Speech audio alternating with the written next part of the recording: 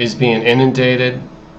Electron storms. We have CMEs coming in. I think we just had a glancing blow from one, or we're in the midst of one. I heard about this 2 days ago. So with our own magnetosphere, our magnetic field of the Earth subsiding, you know, there's data that shows that this is the case, and also the pole itself is shifting.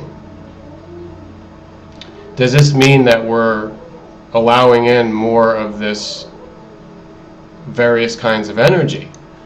And what will it do to society's behavior? Does it make more tension? Now look at the protests that are going on that are massive. You know, it's phenomenal. You see this, and then you see Turkey, you see revolts, rioting everywhere. And then you see Brazil. If you're not in these places of the world, what, are you going to think that nothing's going on? But it's spreading to your part of the world before you know it.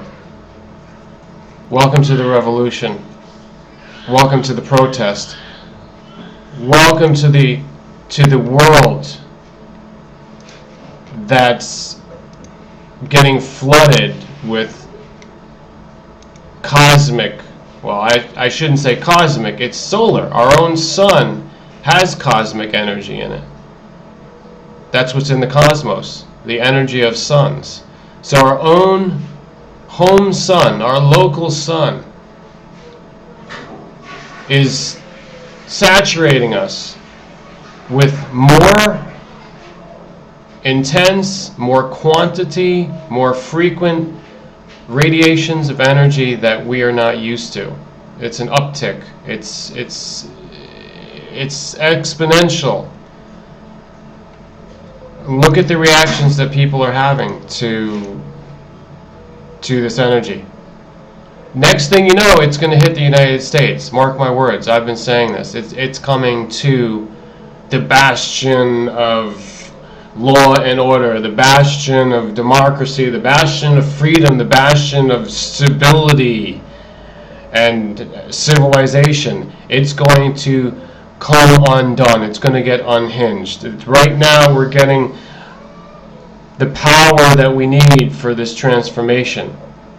I think these things are connected. It's very hard to lay it out with empirical data, the evidence.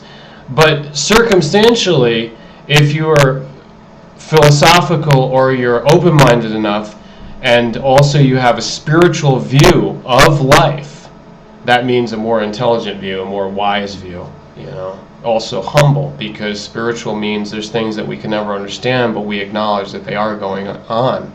We're not as arrogant as the materialistic sciences. But just look at this.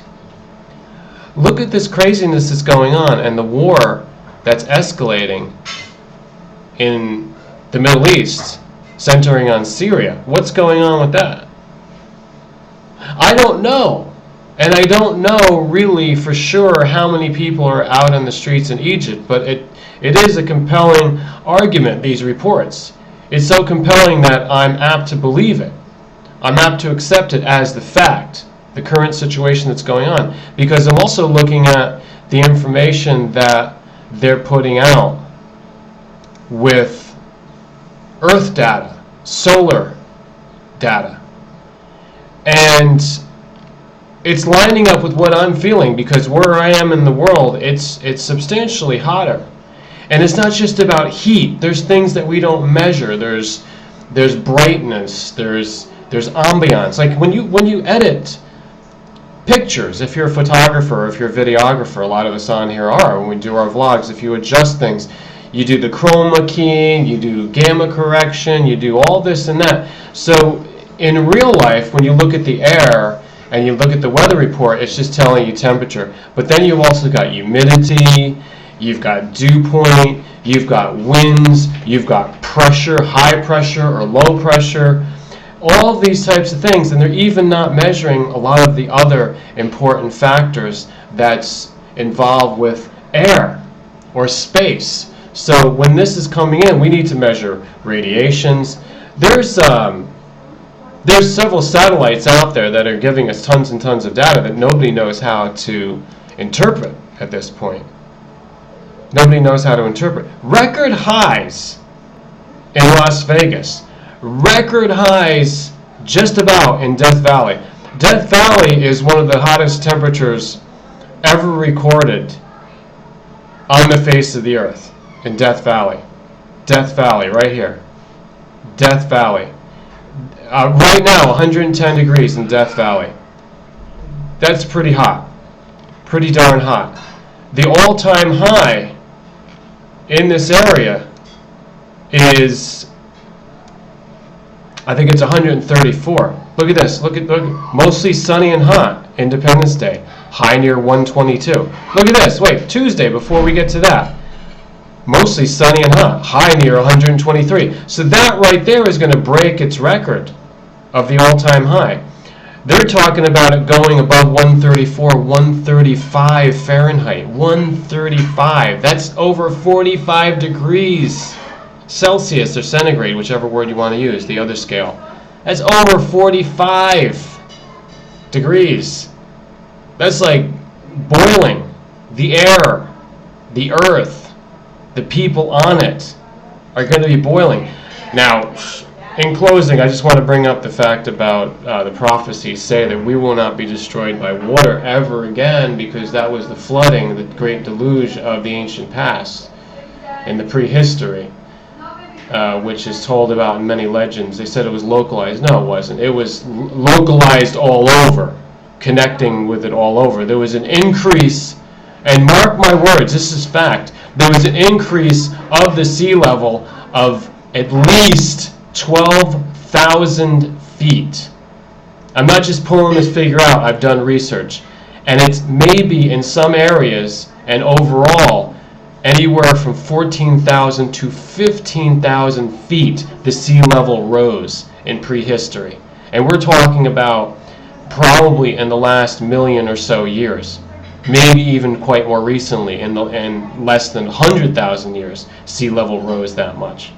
So there was destruction by water. But now the prophecy is saying to look forward to the future doomsday scenarios of being destroyed by fire. Could we be witnessing that right now? You've got to sometimes sit back and look at the data. Feel the vibe. See why people are getting hot-headed. People are getting stressed, tension, intensity, extreme. They're not going to put up with it because they're hot. They're radiated right now. This is the correlation that I'm seeing. Thanks for listening. Make your comments. Let me know your observations, what you see going on in your world around you. Send this out to all your friends. Favorite this, thumbs up, and make sure you subscribe. Thanks for listening.